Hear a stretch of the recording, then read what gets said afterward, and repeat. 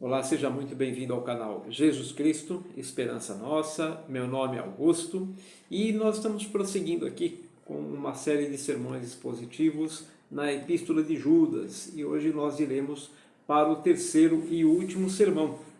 E o nosso texto sobre o qual nós vamos discorrer, o qual nós vamos expor hoje, encontra-se na carta de Judas, capítulo único, a partir do verso 17, que diz o seguinte: Todavia, amados, lembrem-se do que foi predito pelos apóstolos de nosso Senhor Jesus Cristo. Eles diziam a vocês: nos últimos tempos haverá zombadores que seguirão os seus próprios desejos ímpios. Estes são os que causam divisões entre vocês, os quais seguem a tendência da sua própria alma e não têm o Espírito. Edifiquem-se, porém, amados, na santíssima fé que vocês têm, orando no Espírito Santo. Mantenham-se no amor de Deus, enquanto esperam que a misericórdia de nosso Senhor Jesus Cristo os leve para a vida eterna. Tenham compaixão daqueles que duvidam. A outros, salvem, arrebatando-os do fogo. A outros ainda, mostrem misericórdia com temor, odiando até a roupa contaminada pela carne. Aquele que é poderoso para impedi-los de cair e para apresentá-los diante da sua glória sem mácula e com grande alegria, ao único Deus, nosso Salvador, sejam glória, majestade, poder e autoridade mediante Jesus Cristo, nosso Senhor, antes de todos os tempos, agora e para todos sempre. Amém. Então, assim, o nosso autor, ele conclui a sua epístola. E antes de entrarmos no sermão hoje propriamente dito, eu quero repassar alguns pontos aí do sermão anterior para aqueles que já assistiram. E se você não teve oportunidade de assistir aos sermões dessa série na Epístola de Judas, há 2 sermões gravados aqui no canal. Volta lá nos sermões, você pode pegar toda a série de exposições. Mas no nosso último sermão, nós vimos que os ataques de Satanás contra o Evangelho, eles permanecem por todo o tempo. E no caso, então, da Epístola de Judas, o autor está tratando de um ataque muito sutil, que é uma questão de distorcer a graça de Deus, alegando que nada mais era pecado para aqueles que haviam se convertido a Cristo. E, portanto, para os cristãos, tudo era permitido. Então, era a essência da libertinagem de algumas pessoas que estavam se inserindo no meio do povo de Deus, se inserindo no meio da igreja de Deus, e com essa blasfêmia tentavam desviar os discípulos do Senhor do caminho da salvação, dizendo: não, agora estamos em Cristo, agora não há mais pecado, tudo é permitido, uma vez que nós estamos debaixo da graça de Deus. É o fenômeno da hipergraça.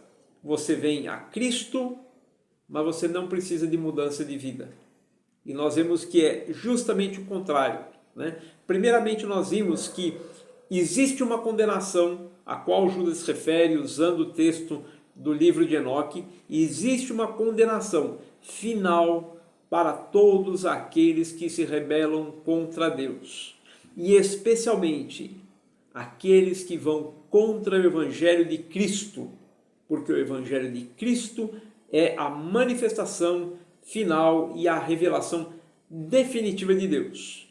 E este Evangelho tem o poder não só de perdoar os nossos pecados e nos reconciliar com Deus, mas também nos libertar da escravidão do pecado, não para que nós vivamos em pecado como se nada mais importasse, como se tudo fosse permitido, como queriam esses libertinos. O Evangelho nos liberta do poder do pecado, para não vivamos mais como nós queremos, como o mundo caído quer, mas vivamos como Deus quer. Deus que é o nosso Criador e é o grande autor da nossa salvação. Portanto, a libertinagem daqueles que se inseriam na igreja e tentavam levar os outros a acreditar que nada mais era pecado e que tudo era permitido, fica denunciada aqui nessa carta de Judas. Perdão. E seguindo aqui então com o nosso texto, a partir do versículo 17, Judas prossegue nas suas considerações, no seu texto, aos seus leitores, dizendo o seguinte: Todavia, amados, lembrem-se do que já foi predito pelos apóstolos de nosso Senhor Jesus Cristo. Eles, os apóstolos, diziam a vocês: nos últimos tempos haverá zombadores que seguirão os seus próprios desejos ímpios. Estes são os que causam divisões entre vocês, os quais seguem a tendência da sua própria alma e não têm o Espírito. Então aqui Judas faz uma menção a falas anteriores dos apóstolos, prevendo justamente essa situação de pessoas que se insinuariam entre os irmãos, entre a igreja de Cristo, querendo desviar os discípulos da fé. Nós podemos comparar essa menção que Judas faz à fala dos apóstolos com duas passagens bíblicas. A primeira que eu vou citar aqui é em Atos, no capítulo 20, os versículos 29 e 30, que diz o seguinte: é o apóstolo Paulo na cidade, se não me engano, de Mileto, se despedindo aí dos anciãos que ele havia chamado da cidade de Éfeso. E ele começa a dar uma série de instruções àqueles que estavam responsáveis pela igreja local antes de Paulo seguir para Jerusalém. E ele diz assim, Atos capítulo 20, versos 29 e 30. Sei que, depois da minha partida, lobos ferozes penetrarão no meio de vocês e não pouparão o rebanho. E dentre vocês mesmos se levantarão homens que torcerão a verdade a fim de atrair os discípulos. Então vejam que é uma previsão do apóstolo Paulo em que ele afirma: olha, surgirão entre vocês, vindo de fora ou mesmo nascendo dentro de vocês, pessoas que distorcerão a verdade de Deus, negarão o evangelho de Cristo e procurarão atrair os discípulos do Senhor. E em 2 Pedro, no capítulo 3, no versículo 3, o apóstolo Pedro faz a mesma advertência. E ele diz assim: antes de tudo saibam que nos últimos dias surgirão escarnecedores zombando e seguindo as suas próprias paixões. Então notem que aquilo que Judas está falando para eles, para os seus leitores, é que não havia nenhuma surpresa. Toda aquela situação que eles já estavam vivenciando no interior daquela comunidade já havia sido predito pelos apóstolos. E a igreja como um todo, através seja da fala de Paulo ou do texto da carta de Pedro, já havia sido prevenida contra isso. E para dizer, olhem que no meio de vocês vão surgir pessoas distorcendo a verdade e querendo levar os discípulos de Cristo após si, afastando-os do caminho da salvação. Portanto, é necessário um cuidado ainda maior da nossa parte, que estamos seguindo em nossas igrejas, em nossas comunidades locais, um cuidado para ver aqueles que eventualmente entram com falsas doutrinas dentro de nossa comunidade para afastar os discípulos do Senhor do caminho da salvação. E uma coisa que chama muito a atenção é a parte em que Paulo fala lá para os anciãos de Éfeso, quando ele fala: e dentre vocês mesmos se levantarão homens que torcerão a verdade. Ou seja, a questão não é que haveria falsos discípulos ali comungando com a comunidade, participando das suas festas, participando da vida comunitária, participando dos cultos. Não é só isso. Quando ele fala dentre vocês mesmos, ele se dirige àqueles que pastoreavam aquela comunidade. Falsos pastores, falsos pregadores, pregadores que mesmo em algum momento, indo para o seminário, estudando a palavra de Deus, sendo chamados ao pastorado, acabam se deixando levar pela nossa própria inclinação pecaminosa para o mal e começam a distorcer as Escrituras, esquecendo de pregar com fidelidade o Evangelho de Cristo, o poder de Deus para a salvação de todo aquele que nele crê. Portanto, temos que olhar com muito cuidado para que essas falsas doutrinas não penetrem a igreja de Deus e não promovam a distorção da verdade e não afastem as pessoas dos caminhos do Senhor. Prosseguindo aqui no nosso texto, como é que nós começamos a ver esta realidade, esta verdade, esta exortação de Judas aos seus leitores, se aplicando a nós, em nossos dias, em pleno século XXI. E ele vai dizendo aí, agora prosseguindo com a leitura do texto, Judas, capítulo único, verso 20. Qual é a advertência que Judas faz, a exortação que Judas faz? Edifiquem-se, porém, amados, na santíssima fé que vocês têm, orando no Espírito Santo. Mantenham-se no amor de Deus, enquanto esperam que a misericórdia de nosso Senhor Jesus Cristo os leve para a vida eterna. Tenham compaixão daqueles que duvidam. A outros, salvem-nos, arrebatando-os do fogo. A outros ainda, mostrem misericórdia com temor, odiando até a roupa contaminada pela carne.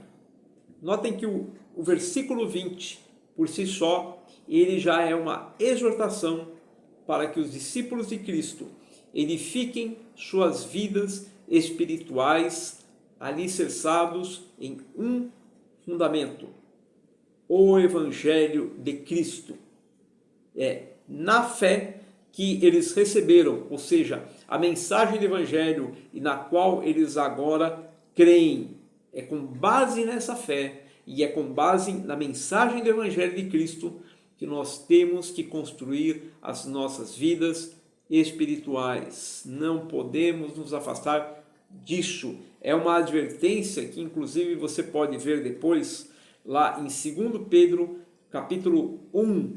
Fala assim, olha, com base na fé, cresçam na graça e no conhecimento de Deus. Inclusive nós já pregamos aqui uma série de sermões na segunda carta de Pedro. Você também pode ir ali no canal e conferir uma série de 5 sermões. Não há nenhuma base sólida para se construir uma vida espiritual de comunhão com Deus sem a mensagem do Evangelho. Você pode ouvir muitas pregações, tendo por base textos bíblicos, mas nem sempre essas pregações serão fiéis ao Evangelho. Porque, assim como Satanás fez com Adão e Eva lá no Jardim do Éden, hoje em dia ele também pode pegar as Escrituras e distorcê-las para fazer com que uma pregação e um ensino pareçam bíblicos, mas na verdade não apontam para Jesus Cristo. E sem isso não há Evangelho. E sem Evangelho não há salvação de almas. Portanto, não existe nenhuma edificação da nossa vida espiritual que seja legítima de uma verdadeira comunhão com Deus, sem a mensagem do Evangelho. e principalmente nos seus aspectos principais, a verdade da graça de Deus, nós temos que nos lembrar sempre da condenação em que todos nós nascemos, da nossa incapacidade de nos salvarmos a nós mesmos, do grande amor de Deus em nos salvar através do sacrifício de Cristo. Nós temos que nos lembrar que o castigo eterno prometido aos rebeldes é a execução da justiça de Deus, e também nos lembrar da bem-aventurança eterna ao lado de Deus, prometida a todos aqueles que amam e creem no Senhor Jesus. Essa tem que ser a mensagem que alicerça a nossa fé e sobre a qual nós devemos edificar as nossas vidas espirituais. A nossa postura como filhos de Deus tem que ser manter-se fiel a Deus, ao Evangelho de Cristo, como condição fundamental, cuidar do próprio testemunho diante das pessoas do mundo. Isso exige muita atenção dos filhos de Deus. Deve-se cuidar também daquelas outras pessoas que, ouvindo o canto da sereia desses libertinos, ficam em dúvida sobre qual caminho seguir. Deve-se ter piedade dessas pessoas e procurar exortá-las para que elas abandonem as dúvidas e edifiquem-se na verdade, na mensagem salvadora do Evangelho, sem se desviar dela nem para a direita nem para a esquerda. Existem aqueles outros que já entraram por um caminho de pecado e que avançaram ainda mais para longe do Senhor. Para todos eles, nós devemos dirigir uma exortação piedosa para que se arrependam enquanto é tempo, antes que não haja mais tempo para arrependimento. E tanto no caso daqueles que nós olhamos e que vemos em dúvidas quanto à mensagem do Evangelho, quanto à palavra de Deus, e daqueles que estão se afastando a passos largos da graça e da misericórdia do Senhor, sempre que nós falarmos, devemos olhar para nós mesmos, evitando qualquer tipo de contaminação com tais práticas, cuidando para não entrarmos no mesmo caminho de pecado e de condenação. E o texto de Judas, no capítulo único, versos 24 e 25, conclui a carta dizendo o seguinte: aquele que é poderoso para impedi-los de cair e para apresentá-los diante da sua glória sem mácula e com grande alegria. Ao único Deus, esse que é o único que é poderoso de fazer estas coisas. Ao único Deus, nosso Salvador, sejam glória, majestade, poder e autoridade, mediante Jesus Cristo nosso Senhor, antes de todos os tempos, agora e para todos sempre. Amém.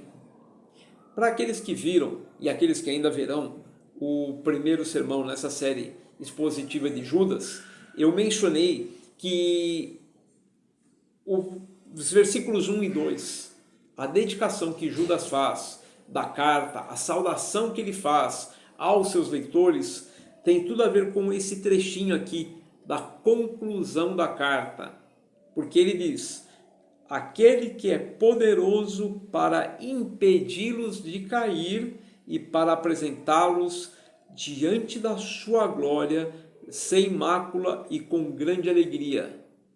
Este poder pertence única e exclusivamente a Deus.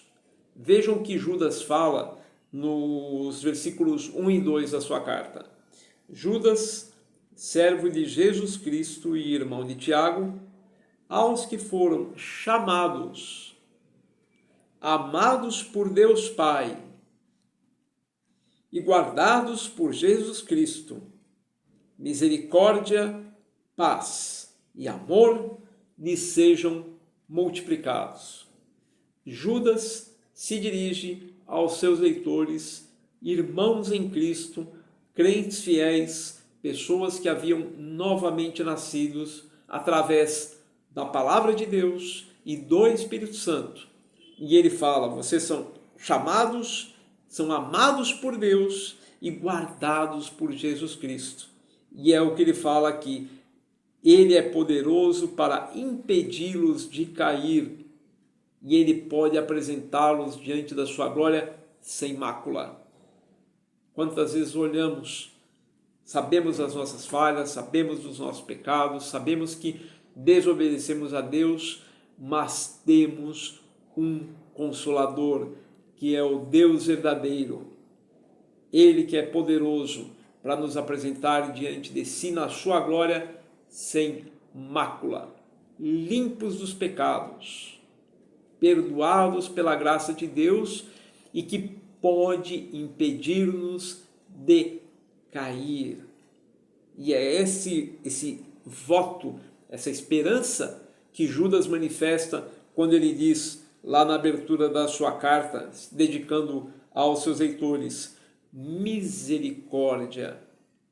Que o Senhor tenha misericórdia de vocês, que o Senhor derrame sobre vocês paz e que Deus, em seu amor, proteja vocês e que essas bênçãos de Deus sempre sejam multiplicadas na vida de vocês, que Deus multiplique sobre vocês misericórdia, paz e amor, guardando vocês no caminho da redenção e não permitindo que vocês se desviem.